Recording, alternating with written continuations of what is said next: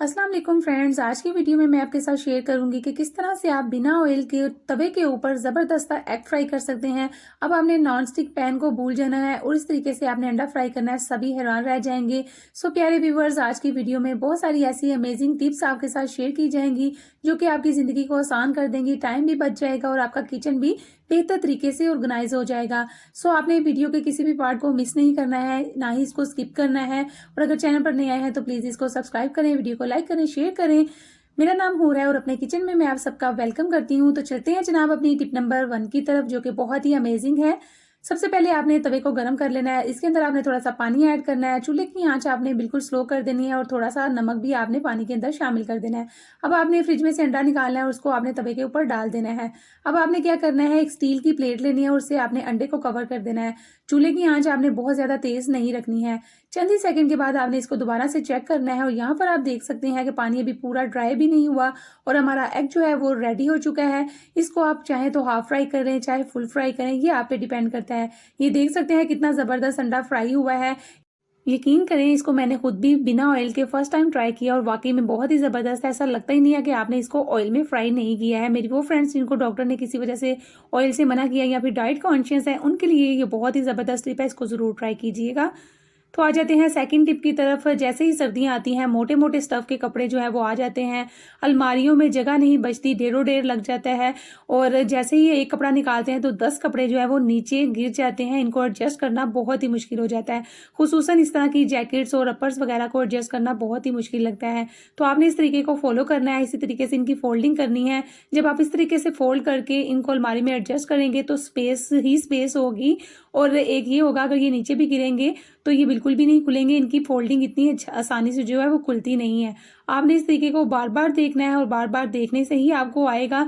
अगर आपको एक दफ़ा ये तरीका आ गया तो आपके लिए बहुत ही ज़बरदस्त रहेगा। आपके लिए टाइम भी बच जाएगा, बार बार आपको कपड़ों की तह भी नहीं लगानी पड़ेगी और आपकी अलमारियां जो है वो भी खाली हो जाएंगी अगर आपको इस तरीके से तह लगानी आ गई। सबसे पहले आपने जिप को बंद कर लेना है। इसको आपने हाफ ऊपर की तरफ टर्न कर लेना है और बाजू आपने इसके दोनों इस तरह से फोल्ड कर लेने हैं।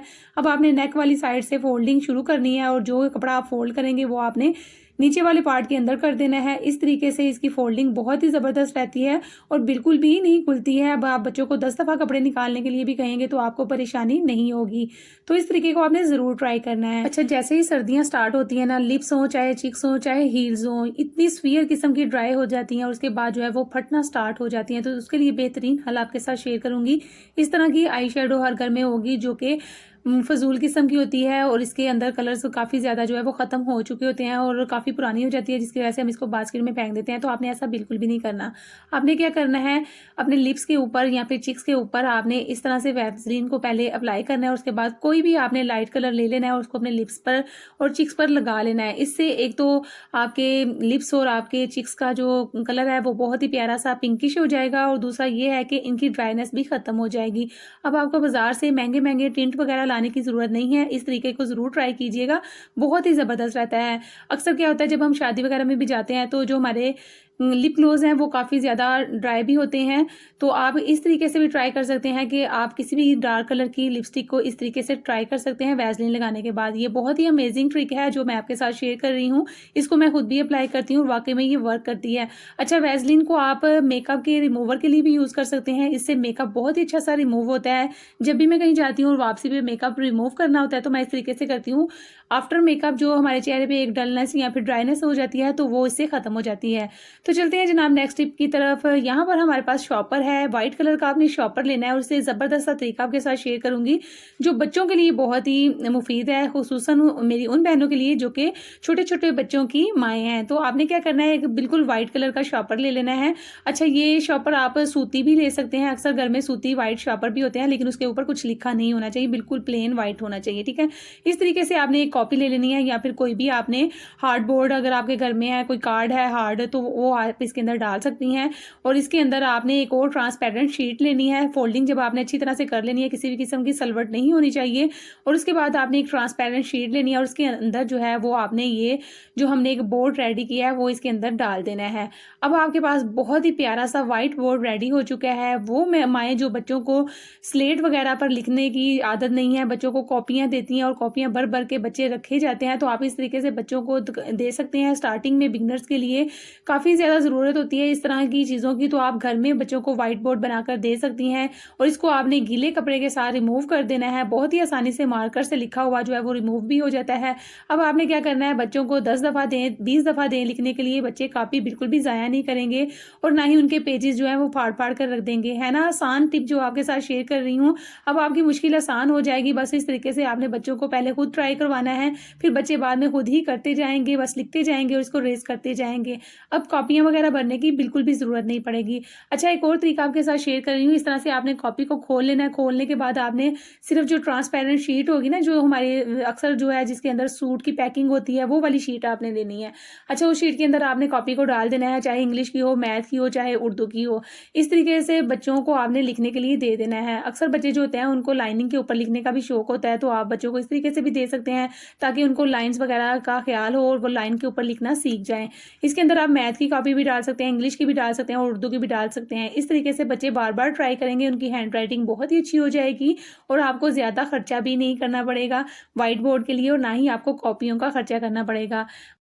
बस आपने जब बच्चों को लिखने के लिए देना है, तो आपने साथ में एक कपड़ा भी देना है और कपड़े को आपने फुल गीला नहीं करना, बल्कि स्प्रे के साथ हल्का-सा आपने पानी का स्प्रे करना है और उसको रेज़ करके बच्चों को दिखाना है। बच्चों को एक दफ़ा आप खुद ट्राई करवाइएगा, बच्चे बार-बार खुद ट्राई करते रहेंगे और अपनी हैंडराइटिंग को बेहतर करेंगे। ये तरीका बहुत ही अमेज़िंग है, इसको मैं खुद भी ट्राई करती रही हूँ, आप भी इसको ज़रूर ट्राई कीजिएगा। तो इस तरह से आपके टाइम और आपके पैसे दोनों की बचत हो जाएगी।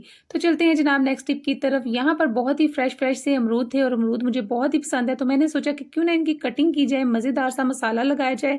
लेकिन इसके साथ-साथ आपके साथ भी एक बहुत ही ज़बरदस्त सी टिप शेयर करूँगी, जिसको देखकर सभी हैरान रह जाएँगे। तो आपने करना क्या है, कोई भी फ्रूट हो, कुछ भी चीज़ ऐसी घर में आती है जिसको हम जो है वो कटिंग करने के बाद थोड़ी देर के लिए रखते हैं, जैसे खजूरें वगैरह हैं या फिर कोई भी फ्रूट है, ऐसा फ्रूट है जिसको हमने धोने के बाद अभी खाना नहीं है या फिर रखना है थोड़ी देर के लिए, तो उसको आप जो है किस तरह से कवर कर सकते हैं। आपने सबसे पहले यहाँ पर देख सकते हैं कि मैंने अमरूद काट लिए हैं, नमक लगाया, चीनी लगाई, इसके ऊपर चाट मसाला स्प्रिंकल किया और इसके ऊपर जो है मैंने थोड़ा-सा लेमन भी स्क्वीज़ कर दिया। अब ये फ्रिज से निकाले थे, बहुत ही ज़्यादा ठंडे थे, तो अभी इसको हम खा नहीं रहे, इसको मैं थोड़ी देर के लिए रूम टेम्परेचर पर रखूँगी। तो इस तरह से आपने करना क्या है, आपने एक शॉपर लेना है, शॉपर आपने साफ़ लेना है जो कि न्यू हो।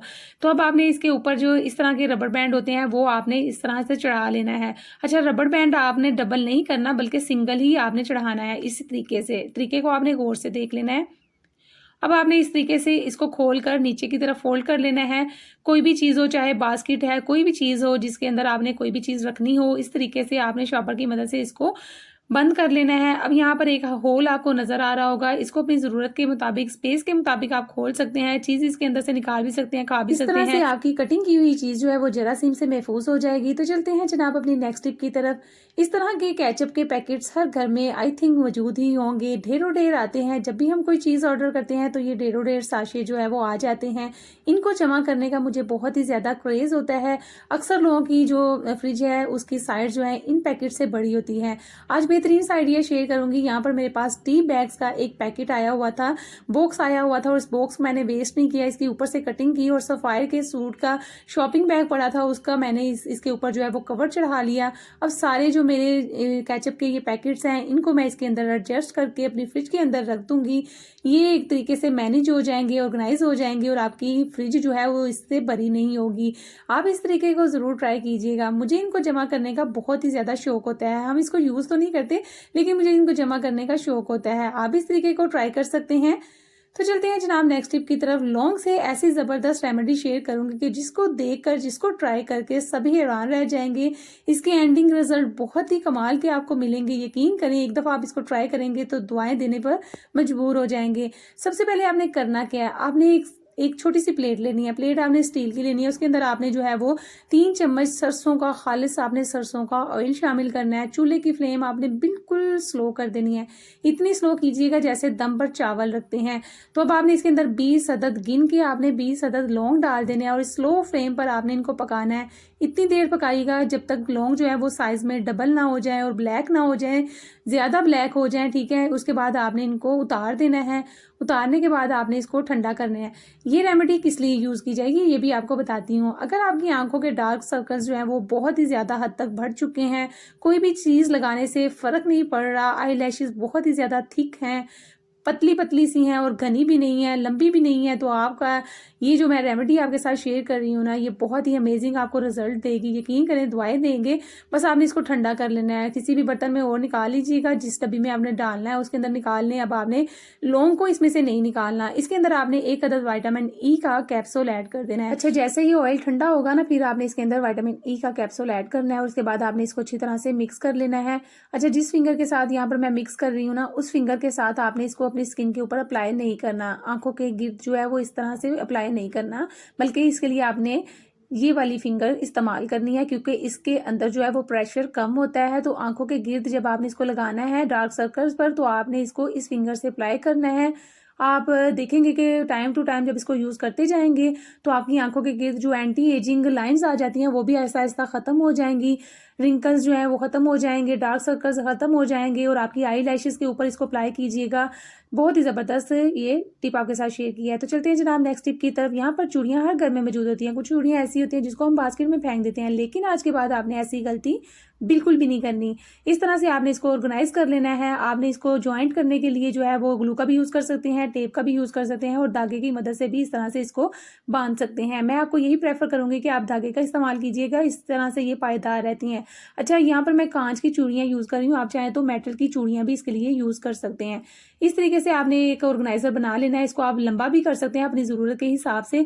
इसको आपने एडजस्ट कहाँ पर करना है, आप किचन में भी इसको कर सकते हैं। छोटी छोटी चीज़ें वगैरह इसके ऊपर जो है वो लगा सकते हैं अपनी ज़रूरत के हिसाब से। और अगर आपका घर बच्चों वाला है, छोटे छोटे बच्चों वाला है, और उसके ऊपर आप पिन्स वगैरह भी अरेंज कर सकते हैं। अक्सर क्या होता है, जब हमें कहीं जाना होता है, पार्टी वगैरह या शादी वगैरह में जाना होता है, तो बच्चों की छोटी छोटी पिन्स वगैरह हमें टाइम पर नहीं मिलती हैं और इनको ढूंढने में काफ़ी टाइम जो है वो लग जाता है। इस तरह से आप बच्चों की पिन्स वगैरह, इनके हेयर बैंड्स वगैरह, कैचर्स वगैरह इसके ऊपर जो है वो लगा सकते हैं और उसको अपनी आंखों के सामने किसी भी जगह पर आप हैंग कर दीजिएगा। आपके लिए आसानी रहेगी, टाइम भी बच जाएगा और आपके लिए मुश्किल भी नहीं होगी। इस तरीके से अपनी चीज़ों को ऑर्गेनाइज करना सीखें।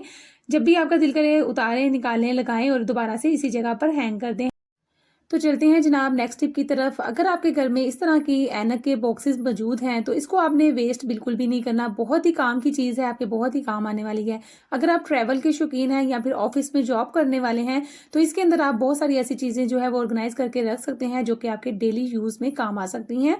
और बहुत सारी ऐसी चीज़ें होती हैं जो कि हमें अपने पास रखनी भी चाहिए, क्योंकि इनका जो है वो कहीं ना कहीं जो है वो टाइम आ जाता है यूज़ करने के लिए। तो सबसे पहले यहाँ पर मैंने इसके अंदर टिश्यू पेपर रख दिया था, उसके अंदर जो है वो आपने सुई धागा रख देना है, छोटी सी सीजर रख देनी है।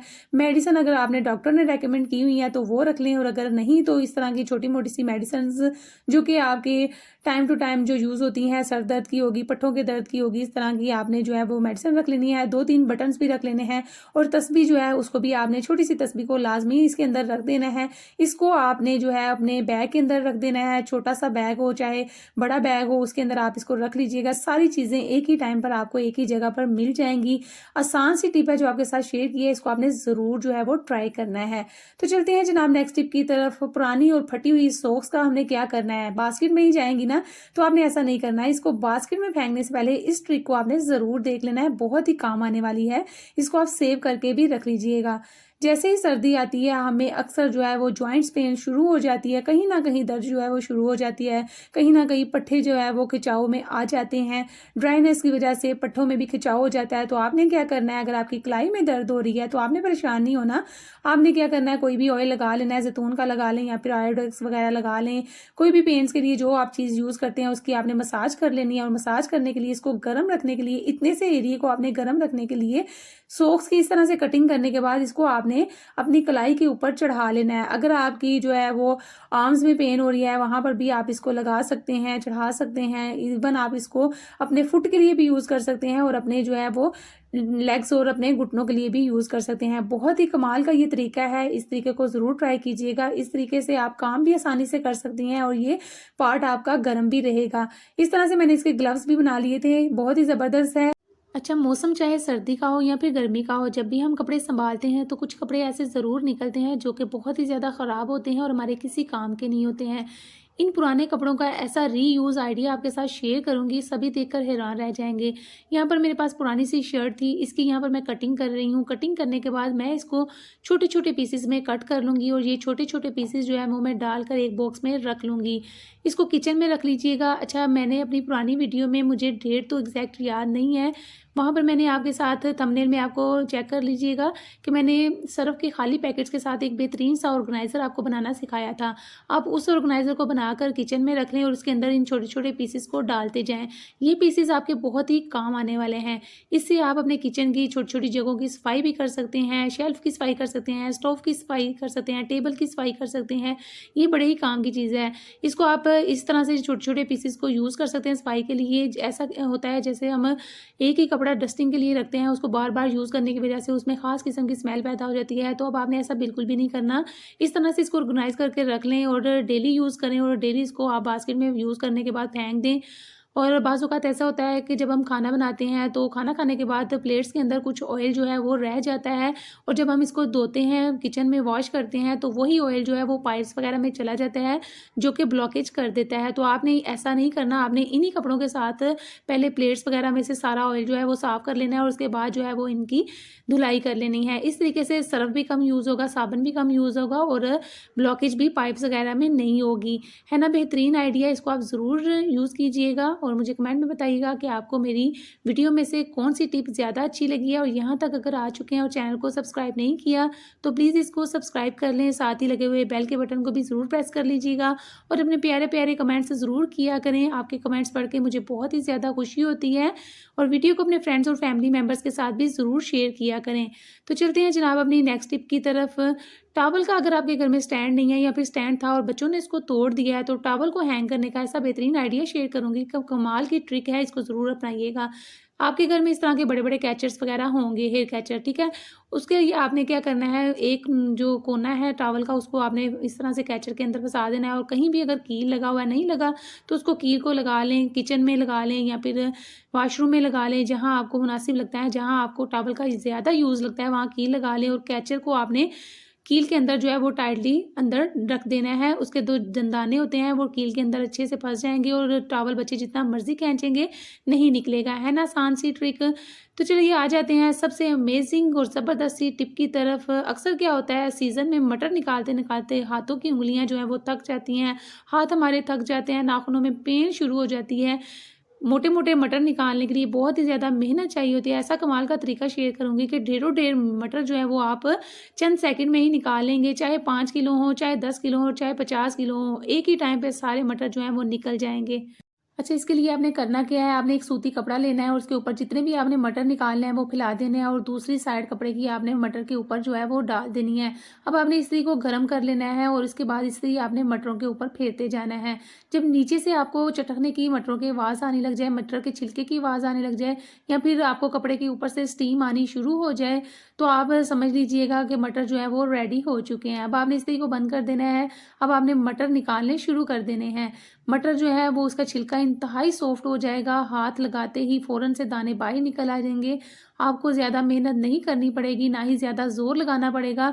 अच्छा, इस तरीके को आप ऐसे भी कर सकते हैं कि आप उसी कपड़े के अंदर जो है वो ज़ोर-ज़ोर से छिलकों के साथ मटर को मसलते जाएँ, तो मटर अलग हो जाएँगे और छिलके अलग हो जाएँगे और जो कुछ छिलके रह जाएँगे, मटर जिसके अंदर रह जाएँगे, उसको आप हाथ की मदद से निकाल लीजिएगा। इस तरीके से बहुत ही आसानी से जो है वो मटर निकल जाते हैं और टाइम भी नहीं लगता है। दूसरा तरीका भी आपके साथ शेयर करती हूँ। अच्छा, इस तरीके के लिए आपने एक बर्तन के अंदर जो है वो पानी गर्म होने के लिए रख देना है। जैसे ही पानी तेज़ गर्म हो जाएगा, चूल्हे की आँच बंद कर दें और इसमें आपने मटर शामिल कर देने हैं और उसके बाद आपने इसको कवर करके 5 मिनट के लिए रखना है और इसके बाद आपने पानी ड्रेन कर देना है और मटर अलग कर देने हैं।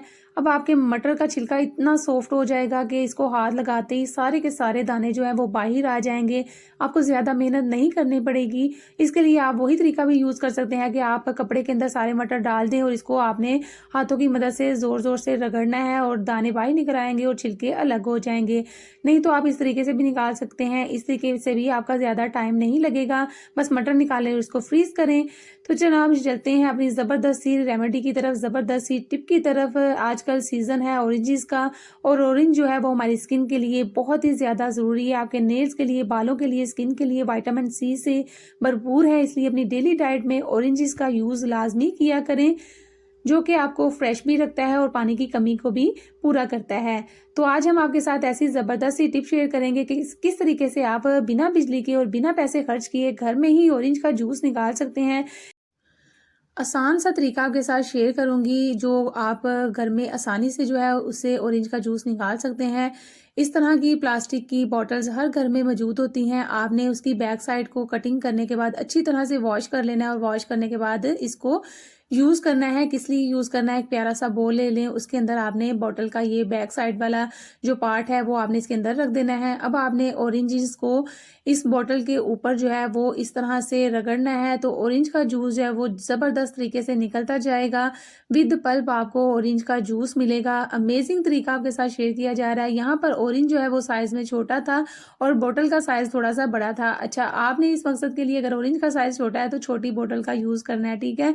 इसका जो डिज़ाइन वाला पार्ट है बस उसके ऊपर आपने इस तरह से हल्के हाथों से बस आपने रगड़ना है। बहुत ही क्विक आपको ऑरेंज का जूस निकलता हुआ नज़र आएगा और आप देख सकते हैं कि छिलके अंदर कोई भी पल्प नहीं है, विद पल्प आपको जूस मिल चुका है। सो फ्रेंड्स, यहाँ तक आपके साथ बहुत सारी टिप्स एंड ट्रिक्स शेयर की गई हैं जिसका मेन मकसद जो है वो यही है कि आपका कीमती टाइम जो है वो बच जाए और आपकी लाइफ आसान हो जाए, आपके लिए ज़्यादा मुश्किलात जो हैं वो ना क्रिएट हों और कम पैसों में जितना हो सके आप अपने घर को ऑर्गेनाइज कर सकें। उम्मीद करती हूँ अगर यहाँ तक आपको कुछ भी अच्छा लगा होगा तो चैनल को ज़रूर सब्सक्राइब कर लें और वीडियो को लाइक करना मत भूलिएगा और साथ ही लगे हुए बेल के बटन को भी ज़रूर प्रेस कर लीजिएगा ताकि आने वाली हर नई वीडियो की नोटिफिकेशन सबसे पहले आप तक पहुंच सके। चैनल को सपोर्ट करना मत भूलिएगा क्योंकि ये आपकी तरफ से मेरी मेहनत का इनाम होगा। ज़्यादा से ज़्यादा सपोर्ट कीजिएगा और पाकिस्तान की किस सिटी से या फिर किस कंट्री से आप मुझे देख रहे हैं कमेंट करके ज़रूर बताइएगा। ये जानकर मुझे बहुत ही ज़्यादा खुशी होगी। चलिए जी, यहाँ पर बातों ही बातों में ऑरेंज का जूस जो है वो रेडी हो चुका है। यहाँ पर हम इसके अंदर थोड़ा-सा नमक शामिल करेंगे, इसको मिक्स करेंगे और इसको मज़े से पिएँगे। लेकिन सबसे पहले यहाँ पर हमने इसके अंदर सीड नहीं निकाले थे, तो वो मैं इसके अंदर से निकाल लेती हूँ। निकालने के बाद अपना जूस जो है वो एन्जॉय करें। उम्मीद करती हूँ सारी टिप्स एंड ट्रिक्स आपको अच्छी लगी होंगी।